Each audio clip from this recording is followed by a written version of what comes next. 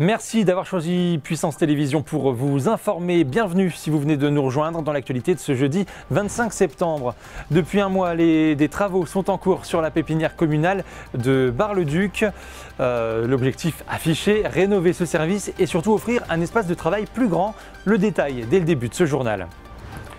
Nous nous intéresserons également aux festivals et à leur rentabilité, confrontés à une envolée des coûts et à des habitudes de consommation qui évoluent. De nombreux festivals peinent à trouver leur équilibre financier. À quelques mois des élections municipales, certains maires choisissent de ne pas se représenter. Une situation de plus en plus fréquente dans nos campagnes. Nous vous en expliquerons les causes.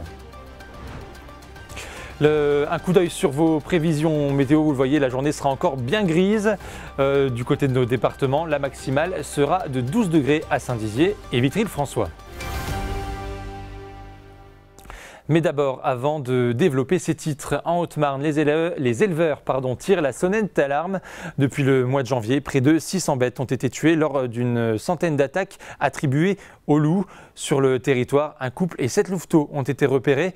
Les agriculteurs redoutent une véritable catastrophe dans les prochains jours.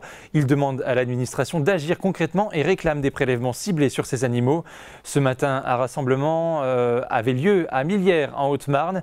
Il a permis de débattre de la problématique et d'exposer leurs inquiétudes. Cet après-midi, une battue symbolique doit être organisée. Entre 300 et 500 personnes sont attendues tout au long de cette journée de mobilisation. On écoute un éleveur au micro de Célia Richard.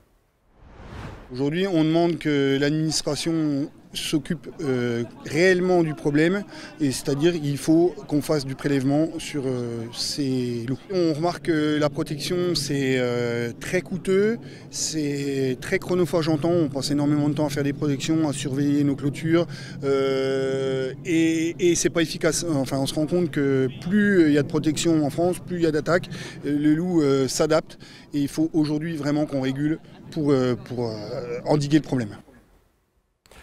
Et toujours concernant ce rassemblement, sachez que la préfète de la Haute-Marne a pris un arrêté suspendant la chasse sur les communes visées par ce rassemblement ce jour entre 7h et 21h. L'interdiction concerne tous les modes de chasse, approche, affût, battu, vannerie et s'applique à toutes les espèces de gibier. Je vous le disais en titre, depuis un mois, des travaux sont en cours sur la pépinière communale de Bar-le-Duc. L'objectif, rénover ce service et surtout offrir un espace de travail plus grand. Les anciennes serres étaient délabrées. Cette pépinière sert principalement à faire pousser tout type d'arbres et de plantes qui sont ensuite mis dans la ville pour la fleurir. Léo Martin. C'est une pépinière presque classique et pourtant elle appartient à la commune. Chaque année, toutes les fleurs et tous les arbres plantés dans la ville proviennent de cet endroit, un lieu avec de nombreuses espèces différentes. Certaines seront même visibles d'ici quelques mois. C'est super esthétique. Et puis là, bon, voilà, on est en phase de fructification, on a les gousses. On a deux saisons. On a tout ce qui est fleurissement estival, donc qui est mis en place généralement deuxième quinzaine de mai, début juin, donc qui va participer au fleurissement de la ville pour tout l'été. Donc c'est tous les massifs qu'on voit partout en ville, qu'on voit au parc de Marbeaumont, qu'on voit au parc de l'Hôtel de Ville. Sur les ponts, voilà, tout est fait sur cette période. Et après, on a une deuxième période qu'on attaque là. Plutôt septembre-octobre, où on va planter toutes les plantations d'hiver, les poncés, les myosotis, les pâquerettes, voilà, qui vont amener pendant l'hiver une touche végétale, voilà, les plantes sont en train de faire leur système racinaire et puis qui vont donner tout leur potentiel au printemps.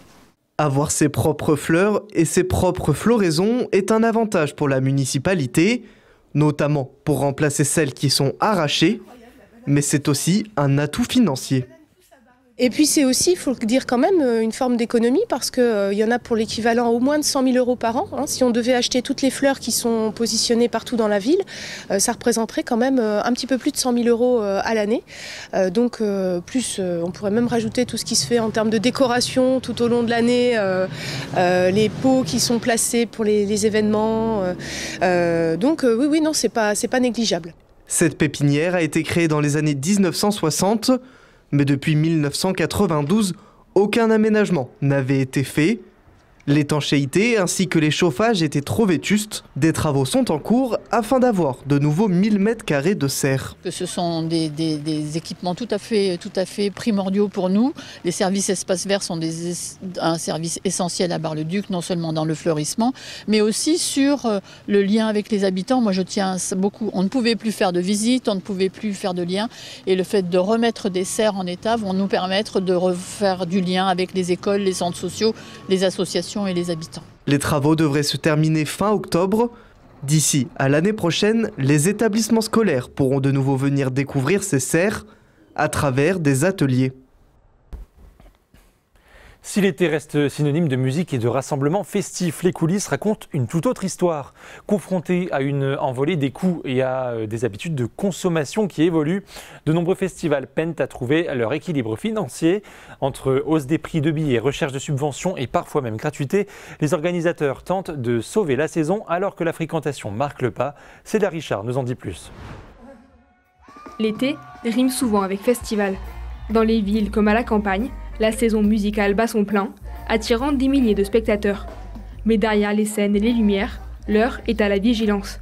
De nombreux festivals, petits et moyens, se retrouvent en difficulté. Selon le bilan 2024 du Centre national de la musique, 59% des festivals qui ont eu lieu lors de la saison ont rencontré des problèmes financiers. Une hausse généralisée des coûts techniques, artistiques, de sécurité ou encore logistiques en est la cause principale. Entre 2019 et 2022, cela représente une augmentation de 134%. Effectivement, au niveau des cachets, depuis le Covid, c'est très compliqué. Moi, j'ai des groupes qu'on touchait à 10-15 000 euros avant le Covid et maintenant, ils sont à 40-45 000 euros. Donc, nous, on ne peut pas se permettre. Et puis après, il y a des frais aussi annexes qui sont rajoutés au fur et à mesure.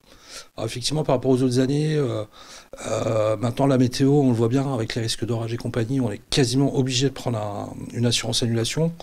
Parce que pas le faire, honnêtement, là, ça serait quasiment du suicide. Et ensuite, on a des charges fixes qui augmentaient au fur et à mesure. Alors, il y a les coûts de transport, par exemple. Il y a des locations.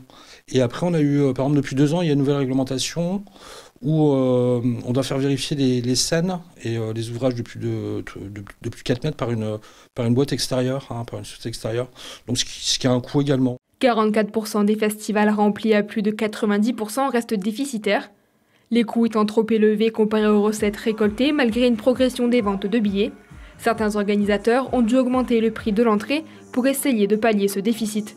En 10 ans, une augmentation de 60% a été remarquée sur le prix des billets, une nécessité pour parvenir à financer son festival. D'autres solutions comme les subventions, les mécénats ou encore les partenaires sont également des sources de revenus, des solutions qui pour autant ne sont pas viables sur le long terme. Je dirais pas la difficulté de proposer un festival, c'est surtout la difficulté de le financer maintenant. On voit que partout en France, les festivals sont beaucoup moins rentables qu'il y a quelques années. Nous, on a la chance d'avoir énormément de partenaires qui nous soutiennent. Donc on arrive à avoir entre 60 et 70 partenaires cette année, donc qui est vraiment très très bien pour un festival de notre envergure. En parallèle de l'augmentation des coûts, les habitudes ont changé. Si à une époque, les billets étaient réservés plusieurs mois à l'avance, aujourd'hui, ce n'est plus le cas. Les festivaliers achètent leurs places 3 voire 1 jour avant le début de l'événement, notamment à cause des aléas météorologiques. Pour certains, la gratuité est la solution pour lutter contre les difficultés financières. L'avantage qu'on a, c'est la gratuité. C'est-à-dire qu'on n'a pas, quand on est un festival payant, à mon avis, parce que j'ai jamais organisé, mais quand on mise sur un festival payant, on va vendre des places avant, donc investir de l'argent. Et derrière, ce qui doit être très compliqué, c'est de rembourser cet argent. Nous, on n'a pas ce problème-là. La gratuité fait que, je pense, on n'a pas eu de gros problèmes financiers. Plus, bien sûr, l'élan de solidarité qui s'est créé cette année, bien sûr. En 2023, 17% des Français ont déclaré avoir assisté à au moins un festival durant l'année, ce qui représente 2 points de moins qu'en 2019.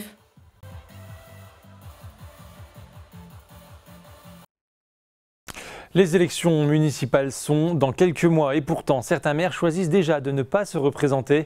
Plusieurs facteurs sont liés comme la difficulté des démarches administratives, mais pour d'autres cela peut être un âge avancé ou encore des décisions municipales largement contestées par leurs administrés. Léo Martin nous explique.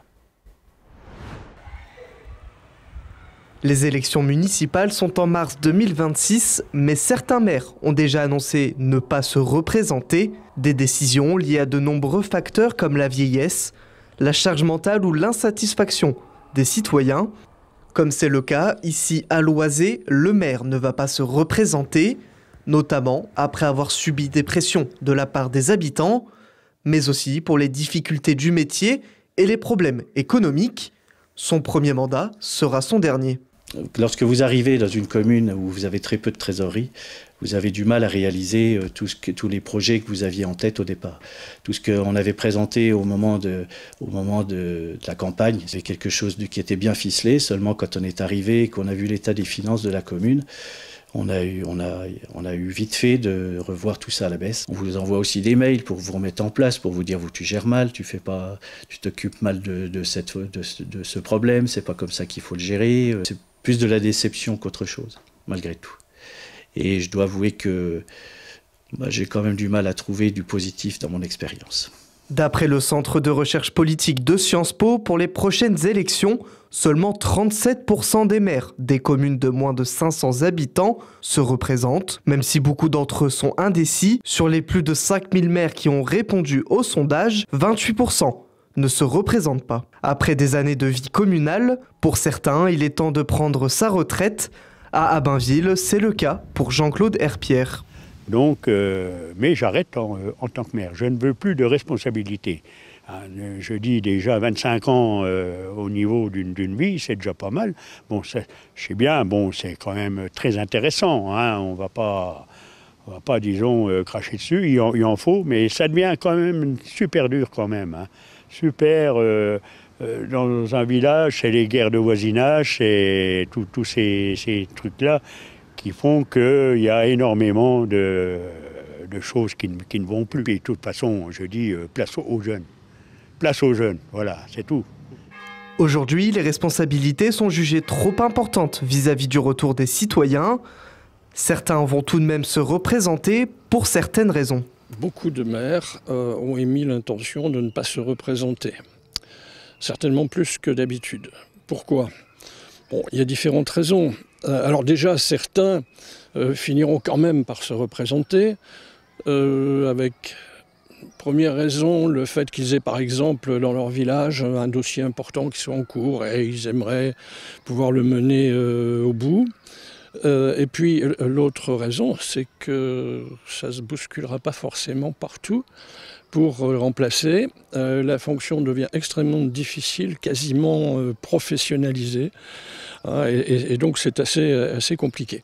Cette accumulation de normes, de réglementations qui rendent la mission très difficile décourage finalement beaucoup d'élus.